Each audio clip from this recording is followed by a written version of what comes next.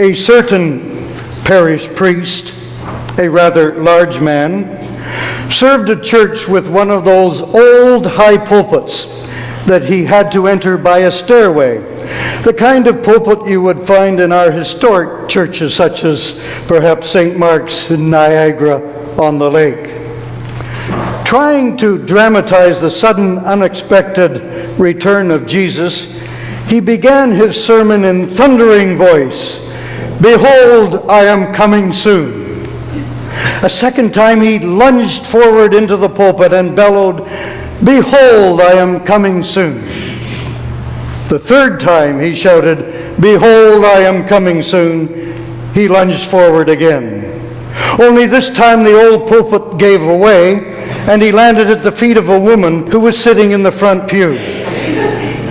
Very red-faced, the priest, who was not injured, perhaps his dignity was ruffled a bit, stood up, straightened his robes, and began a profuse apology to the woman.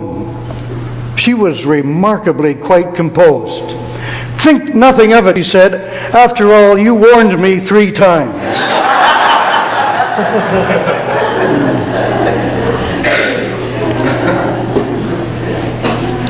Today marks the beginning of the season of Advent. The word Advent means coming. It is a time of hope and expectancy as we prepare to celebrate Christ's birth and look for the coming of God's realm in all its fullness, when God's reign of peace and justice will be complete. The theme of this first Sunday of Advent and that of today's readings remind us that generations of people from past to present have been hoping and waiting for something new and better to come. The human spirit always seems to be looking forward to the beginning of something new and wonderful.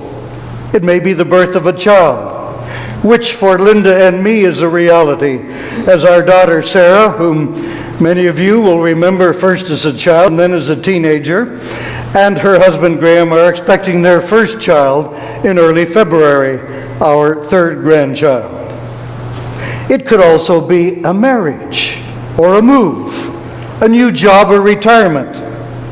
I'm on my 2nd retirement and I'm still trying to figure out what that means. In any event, we continue to look forward to what God has in store for us. The prophet Jeremiah had this in mind when he spoke of the day the Hebrew people would no longer be in exile in Babylon. They had been uprooted from Jerusalem and held in captivity for so long that their memory of home had begun to fade. Some of them had been born in captivity and knew nothing of life back home. Jeremiah was called by God to give his people hope for the future. Even though he was being temporarily held in prison at the time of writing, Jeremiah did fill them with hope and expectation. He envisaged a society in which there would be righteousness, all that which is right, justice and security. He presented this simply not as a dream, which would leave the people with some wishful thinking, but as a striking vision which would galvanize them into action. Generations later in the Gospel, Jesus foretold the destruction of Jerusalem, when once again its inhabitants would be dispersed, this time at the hands of the Romans. Their situation seems familiar to us because we live in a similar age. Like Jesus' contemporaries, we have similar hopes and fears, doubts and dreams. The picture Jesus presents in the Gospel of Luke is decidedly clear. There shall be signs in the sun, moon, and stars. On earth, distress among nations, roaring of the sea and waves. People will faint from fear and foreboding. Sounds very much like our day and age. Our world is full of war, poverty, violence, and natural disasters. The conflicts in the Middle East and Central Africa are growing day by day. Hurricane Sandy devastated parts of New York and New Jersey. Here at home, lineups of people at our food banks grow longer. Our economic, educational, church and political systems are experiencing distress as they strive to serve our changing needs and technological advances.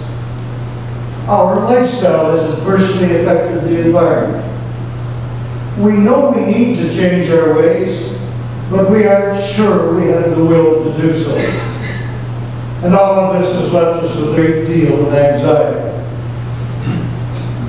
In the midst of this, Jesus encourages us to stand up and hold our heads high, not just to buck up and face life on our own, but to see that the Spirit of God is involving us in the transformation of the world. It's hard to tackle all of the world. It's hard to imagine.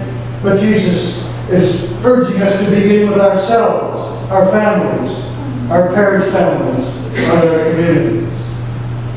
The moment we realize that the purpose of the new Advent is to motivate us to action, then we can respond to God and allow God to work through us. There is a story about an old monk who prayed all his life that he might be blessed by seeing a vision. At last, one day, his prayers were answered. Just as he was beginning to absorb the full impact of the vision, the monastery bell rang. It was the bell which notified the monks that there were people at the monastery gate waiting to be fed. On this particular day, it was this monk's turn to attend to those in need. For a second or two, he hesitated.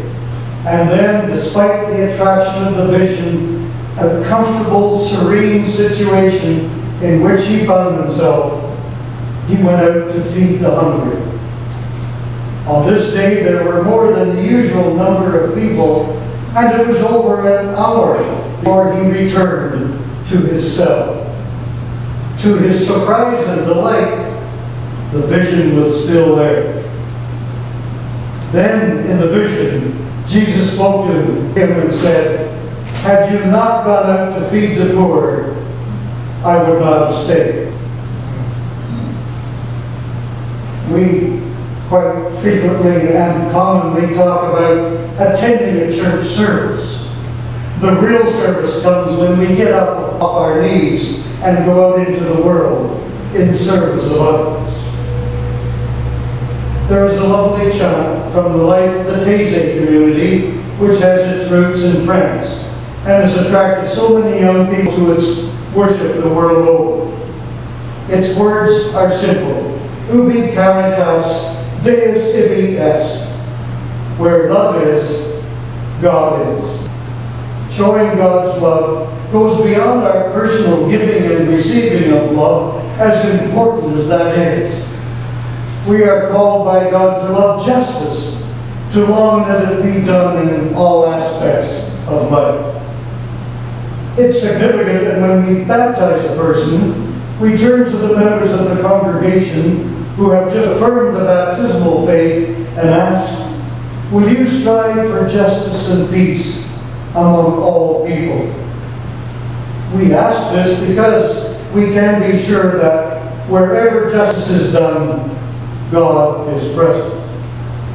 And when we let go and let God, God works through us, using both our gifts and our failures. An example of this is your ministry in the Out of the Cold program, in partnership with Our Lady of Peace Parish. Each winter, you provide a welcoming respite for many men. In my home parish of St. Peter's, Arundel, as some of us were talking about last night, 5 churches in Arundel and Erin Mills, in the west part of Mississauga, partner in a deacon's cupboard at St. Peter's. The food bank, in which Linda is involved as a hostess, with a few exceptions, is open every Wednesday morning and one evening a month, 11 months of the year. Last month, 167 guests made 192 visits to the deacon's cupboard and received over $11,000 worth of food. 1 month. Our faith communities continue to fill the gaps left by social assistance and reach out to help the most vulnerable among us.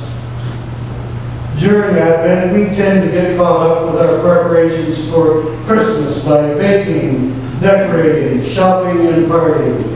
They are all enjoyable and appropriate if we first and foremost make room in our hearts for the coming of the Lord and love one another as He loves us. May our efforts to reach out to those in need continue throughout the year.